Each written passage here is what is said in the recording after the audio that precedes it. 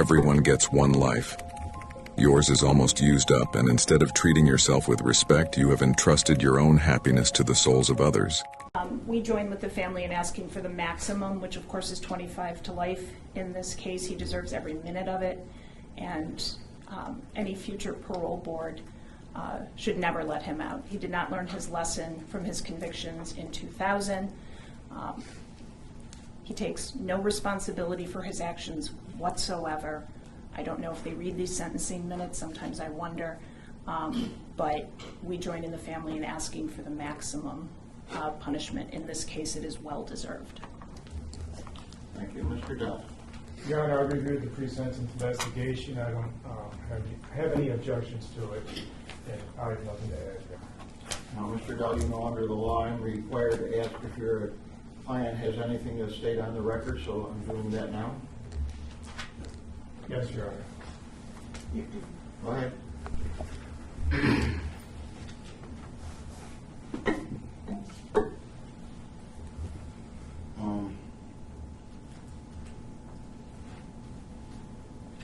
I agree that we all lost someone special.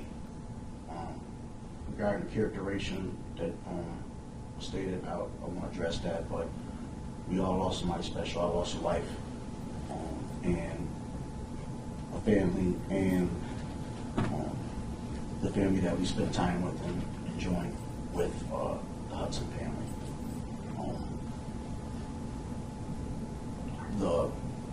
Some of the stuff that I understand, as she stated, that they didn't get. My family dropped it off to the police station when I called them, and so that they could drop it off. I don't know what happened from there, but my family tried to do the best for that. As I said, I love my wife, and she's gone, and she was taken from not only them, but from all of us. She was special, and it's hard to console, as they feel as well, that she's really gone.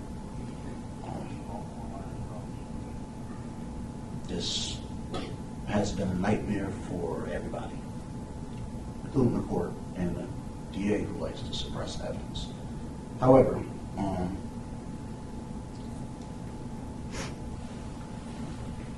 as I said, this has been a hard time for everybody.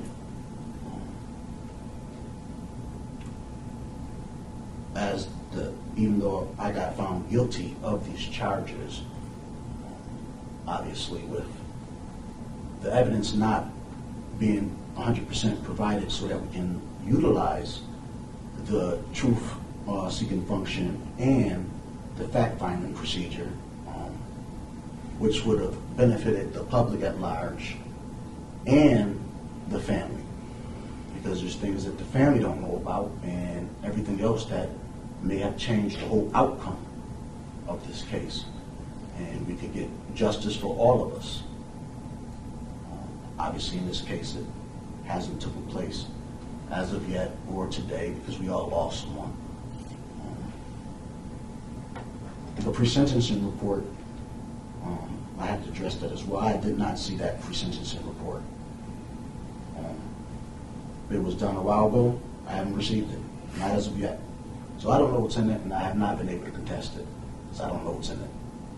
As far as the psychiatric report that was done, as I stated before, I stand by my statement that that was either not her, or she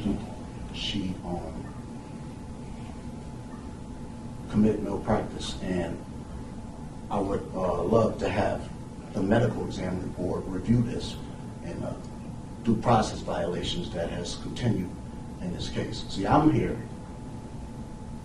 because I don't want to be here. I'm forced to be here to fight these charges. All right, thank you. You're here because the jury convicted you of brutally killing your wife. Interrupting me while I'm talking. I don't interrupt you, so why do you keep interrupting me? I know you can judge. But Okay, hear me out. I've heard enough of this narcissistic. You're a narcissist, and I'm not going to put this family You're a again. narcissist because you're talking and you're going all. Shut his microphone off, and if you keep talking, I'm going to do it without you. You'll be in there. I've heard enough from you. You killed your wife. A jury of 12 convicted A you. white jury that did not have any black jurors on there, and that's not law. That is a setup. So you want to send me out there, I go out there, but you know what the law is, and you haven't followed it. And neither has you, and neither has All you. right. Everybody sat here and Hear me out. Shut up. I'm not going to shut up. Get him out of here. Get me out of here. I want to apologize to these children. And I'm so sorry for some reason your mother ever ran into this guy. I wanted to tell him, but I couldn't take it anymore. How he could disregard the love of his child and his two stepchildren by taking a shotgun. And what I heard at this trial, he missed the first shot. He blew her finger off and, from my understanding, hit her shoulder. He could have stopped, and I want to tell him that, but it wouldn't have done any good. So, unfortunately, under the law, I cannot send him to jail for the rest of his life without any chance of parole. But I will give him the maximum, because if anybody deserves it, he does. It is a judgment of this court that upon his conviction for the crime of murder in the second degree, that he be sentenced to an indeterminate term of imprisonment, which will have a maximum of life. The court hereby imposes a minimum of 25 years, plus the maximum fine of $5,000. With regard to the conviction of aggravated criminal contempt, he is to be sentenced to an indeterminate term of imprisonment having a minimum of 3.5 years, a maximum of 7, and by operation of law, it must run concurrently to the life sentence.